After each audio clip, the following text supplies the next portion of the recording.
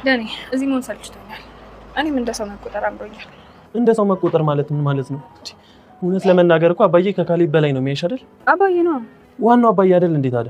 ካሌብ የቤታችን ስሜት እንዲሰማኝ እያደረገ ነው። እዚህ እኔ ሰራተኛ ነኝ፣ ቤተሰብ ጋር እኮ ልጅ ነኝ። ይገባኛል። ካሌብ እኮ ከኔ ባሰቀሽ ቢ ነው። ከኔ ባሳልክ? አዎ ልክ እንዳልሰራው እንደማልሰራም ቢሆን አውቃለሁ፣ ግን ደግሞ ምስጋና ቢስ አይደለም። ዳኒ እኔ ምስጋና አልፈልግም። ባትፈልጊም ልታምኚኝ ነው የሚገባው። ብዙ መልካም ነገር እኮ አድርገሻል። ምንም ባደርግ ያስቀመጠኝ ቦታ ግን አለ። እሱ ደግሞ መናቂያ መሰደቢያ እንዲሆን አልፈልግም። አይዞሽ ዱት፣ ምንም እንዳይሰማሽ። ያንቺ ቦታ እኮ ካሌብ ያሰበው ሳይሆን አባዬ ያስቀመጠው ነው። አመሰግናለሁ ዳኒ ስላከበርከኝ። እኔ እኮ መካሪ ሆኜ ሳይሆን አባዬን ተመልከች ለማለት። እሺ አትወጡም ቤት። ልክ ነህ ካሌብ፣ ግን ደግሞ አባዬ አትወጣም ብሎኝ ነው። እሱን ታውቆ የለ ትንሽ ነገር ያታልለዋል። ትንሽ ነገር ያረካቸውን ትንንሽ ነገሮች አይቶ ነው እዚህ እንድትቆይ ይፈቀደልህ። እኔ ግን ባየው ቁጥር እየተረበሽኩ ነው። እረዳለሁ። ልትረበሽ ትችላለህ እኮ። ውጣልኝ። ውሽማህንም ቢሆን ይዘልኝ ውጣ። ካሌብ ንግግርህን አስተውለው እንጂ አሁን ላይ እሷ ለእኔ ምንም አይደለችም። ቢያንስ እንኳን ሰው ያደረገልህን ትንሽ ነገር አስብ። አልችልም ዳንኤል። አዎ አትችልም። ብችል እኮ ኖሮ ትሁትን በተንከባከብካት ነበር። ስለ እሷ ደግሞ ምን አገባ? ከማንም በላይ እኮ ለነፍሷ ሳሳሳ ለአባዬ መስዋዕትነት የከፈለችው እሷ ነች። የመጨረሻው ደግሞ ከማንም በላይ አክብራት እንድትኖር ነበር የሚያደርግ። ምን ሳረጋኝ? የቱን ልንገር ዳኒ?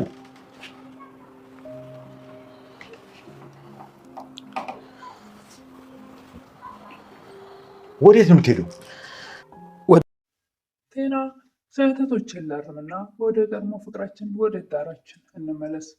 ካሌብ በፍጹም ከአንቺ ጋር ምንም አይነት ፍቅር ምንም አይነት ትዳር ሊኖረኝ አይችልም። አሁን ከዚህ ውጭልኝ። እሺ እኔስ ሲሆን ትሁትን ምን አስቀይማችኋት ወይስ ደግሞ ምን አጥፍታ ነው ወደ ክፍለ ሀገር እንድትሄድ ያደረጋችሁት? ማን ነው እንደዚህ ያለው? ትሁት በፍጹም ከዚህ ቤት አትሄድም። ካሌብ እንግዲህ አንዳንድ አስቀያሚ ነገሮች ቢናገራትም ለትሁት ሞራሏን የሚነካ ልቧን የሚያቆስል ነገሮችም ቢናገርም ነገር ግን ካሌብ ለምን ወጣች ለምን ገባች ብሎ የሚቆጣጠረው የወደዳት ወይም ያፈቀራት ይመስላል። ነገር ግን በግልጽ ወይም ደግሞ አነጋገሩን አልቻለበትም። በግልጽ እንዳፈቀራትም ለመናገር ወይም ደግሞ ምን አይነት አቀራረብ እንዳለበት በምን አይነት መንገድ እንደሚቀርባት አልቻለበትም እንጂ የጥላቻ ሳይሆን የፍቅር ይመስላል።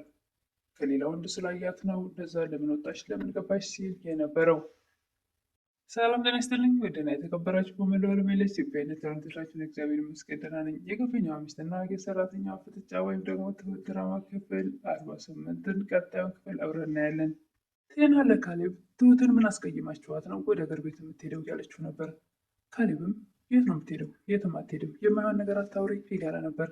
ካሌብ ትሁትን በዚህ በእኔ ምክንያት መሄድሽ ልክ አይደለም እያላት ነበር። እኔ በአንተ ምክንያት ሳይሆን ሁልጊዜም እኮ ለመሄድ አስባለሁ። ካሌብም በተደጋጋሚ እኔ ግን በእኔ ምክንያት ከዚህ ቤት እንድትሄጂ አልፈልግም እያላት ነበር። እኔም እኮ እንዳንተ ቤተሰብ አለኝ ክብር የሚሰጠኝ፣ አንተ ግን ክብር አታውቅም። ዳኒ ትሁትን ትሁት ምን ሆነች ነው? ሰሞኑን ልክ አይደለሽም፣ የከፋሽ ትመስያለሽ፣ ምን ተፈጥሮ ነው እያላት ነበር። ትሁትም ምንም አልተፈጠረም ደህና ነኝ እያለችው ነበር። ልወጣ ሻንጣዬን ይዤ ስል አባዬ መልሰኝ እያላት ነበረ ዳኒ። ያ ሁሉ ነገር ከተፈጠረ በኋላ አባዬም እንዳወቀ ወይም ደግሞ ሲያውቅ እንደነበረ ምንም አይነት ነገር በፊት እንደማያውቅ ነበር እኛ የምናውቀው። አሁን ግን ያ ነገር ከተፈጠረ በኋላ በድርቅና ልቀመጥ አልፈለግኩም እና ሻንጣዬን እየተነስቼ ነበር። ትሁት እኔ አባዬ ላይ ምንም አይነት ነገር እንዲፈጠር እስካለው ድረስ አልፈልግም ነበር። ካላየው ግን ምንም አይቆጨኝም። ስለዚህ ማንም ሄደ ማንም መጣ ለእኔ ጉዳይ አይደለም። ዳኒ ስለምንድን ነው የምታወሪው? ስለመኖርና አለመኖር ምንድነው የተፈጠረው እያላት ነበር። ትሁት ግን በግልጽ ልትነግረው አልፈለገችም። ምንም አልተፈጠረም እያለችው ነበር። ዳኒ መቼም ሌላ ሰው ማንም አያስቀይምሽም፣ ካሌብ ነው ሊያስቀይምሽ የሚችለው እያላት ነበር።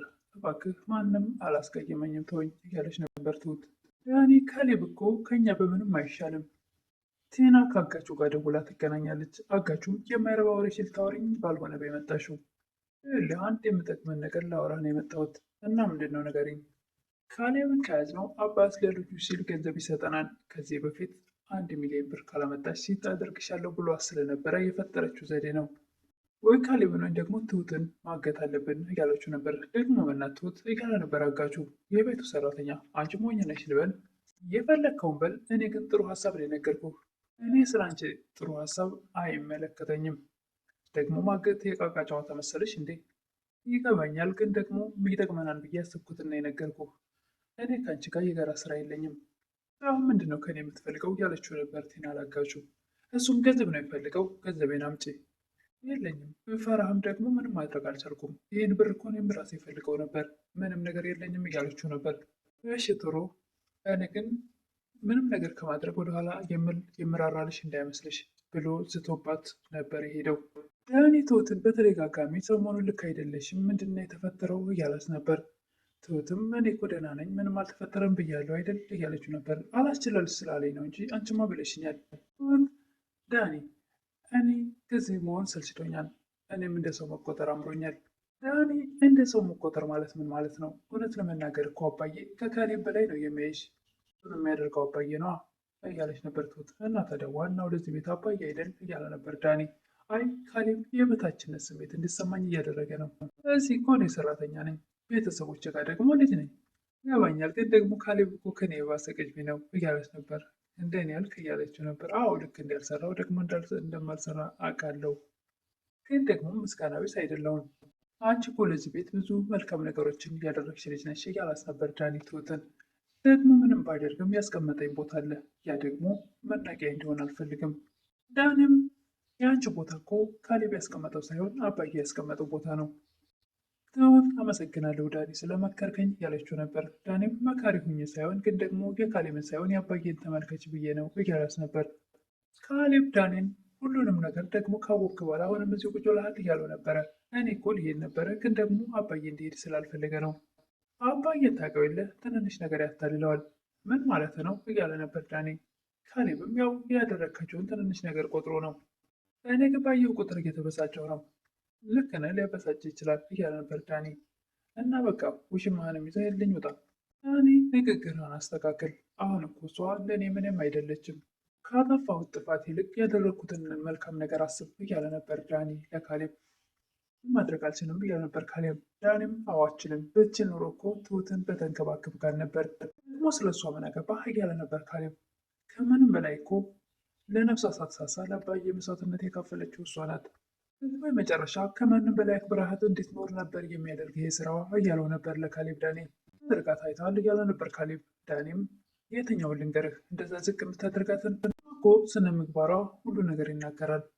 በስነ ምግባር ቢሆን እኮ እሷ ከኔም ከንተም የተሻለች ናት። እሷን እኮ ከኔ ይልቅ እናንተ ናችሁ ያሰቃያችኋት እያለ ነበር ካሌብ። ዳኒም እኔ ማንንም ያሰቃየው ሰው የለኝም፣ ክዴ ነው እያለ ነበር ካሌብ። ዳኒ አልክድህም፣ ብዙ መልካም ያልሆኑ ነገሮች ሰርቻለሁ። ያም ቢሆን ግን ደግሞ እኔ ውለታ የምክድ ወይም ደግሞ የማጠፋ ሰው አይደለሁም።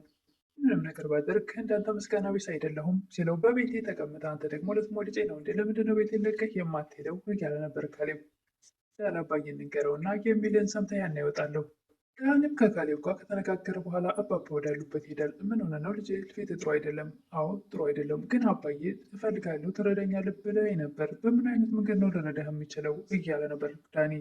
አባባም ቲና አንተ የምትለን ነገር ትሰማለች፣ ስለዚህ አንተ የምታደርግልኝ ነገር የምፈልገውን ነገር ታደርግልኛለህ።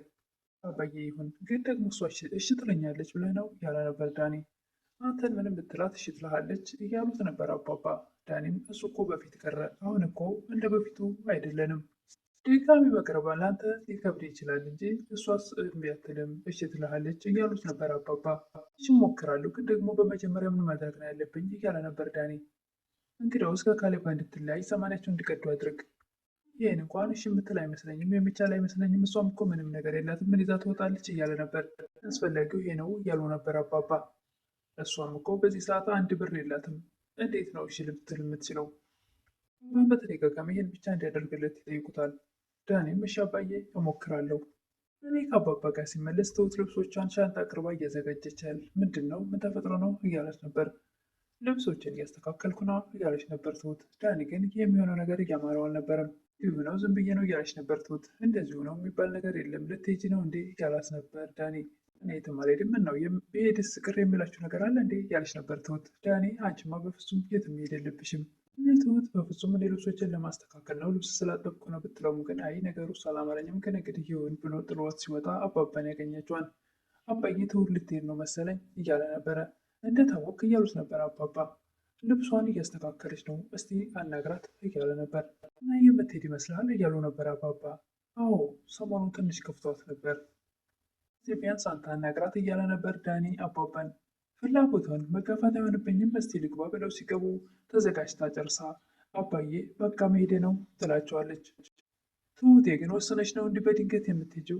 አባዬ ወስኛለሁ ያለቻቸው ነበር።